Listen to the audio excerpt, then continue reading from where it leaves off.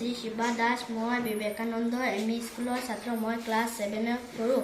নমস্কাৰ, মোৰ নাম দীপশিখা চৌধুৰী। মই বিবেকানন্দ মধ্য ইংৰাজী বিদ্যালয়তে পঢ়োঁ। মই এটা প্ৰজেক্ট বনাইছোঁ। প্ৰজেক্টটোৰ মিনি ফেন হয় আৰু এইটো আমালোকৰ ঘৰত কেতিয়াবা কাৰেণ্টটো নাইকিয়া হ'লে বেটাৰীটো থাকিলে আমালোকে মটৰ আৰু এটা পাংখা লাগিব। ইয়াৰ পিছত LEC পাইপ আৰু তাৰ এটা লাগিব। LEC পাইপ আৰু তাৰ এটা লাগিব। আৰু কেতিয়াবা মোবাইল